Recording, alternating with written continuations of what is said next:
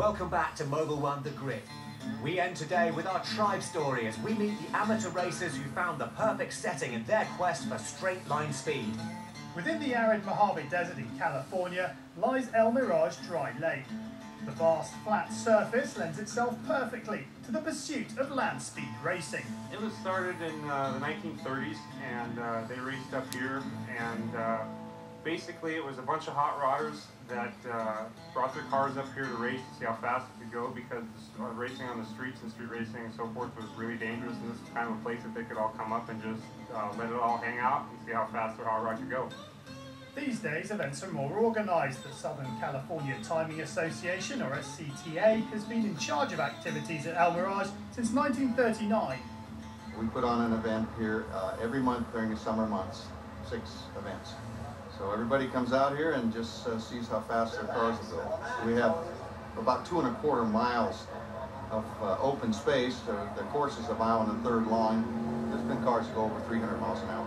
With the SCTA looking after the safe marshalling of the course, competitors prepare a diverse range of vehicles. There's 550 different car classes, everything from the vintage hot rods to very sophisticated late model cars. We start off with the rule book, and you build your car from there. And no two cars are alike because they interpret the rule book differently. It's basically almost a street vehicle, although obviously it's not. It has the same engine that it came from the factory with a lot of tuning. It's a 258 cubic inch Y-block Ford V8. They're considered by a lot of people to be dinosaurs and can't make any power, and we're out here to prove them that it can.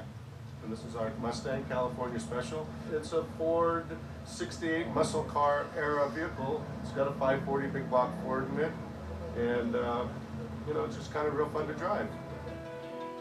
Despite the flat expanse of El Mirage, land speed racing still requires considerable driving skill.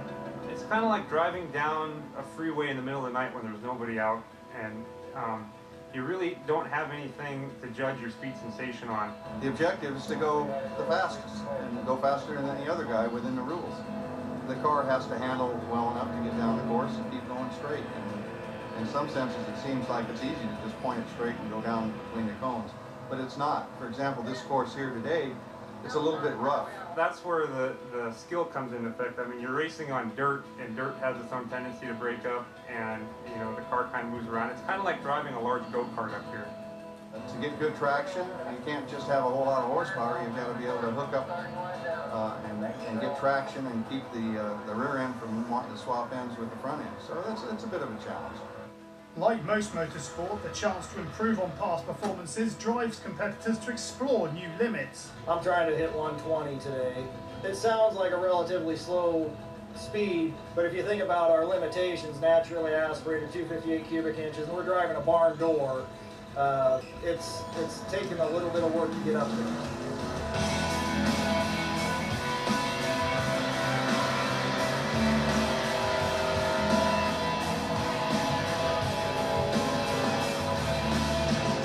Started out here making passes at 165. Now we're making passes at 208 in our second year up here. So I mean, that's pretty incredible. We're upping our speed pretty much every time we come to the lake bed. As with any true grassroots motorsport, accessibility and a family atmosphere are essential ingredients for an enjoyable day out. It's one of the last amateur sports around where Joe anybody can come up here and build a car for very little money and still be somewhat competitive, and at least, you know, they can bring the family up, and it's a very family-oriented sport. This is something that we built together as a family, and it's something that we do, and we enjoy doing it as a family. And to see it come out here and everything works, so you don't have any problems, you can get it down the course and you can get it down fast, that's pretty impressive in my opinion.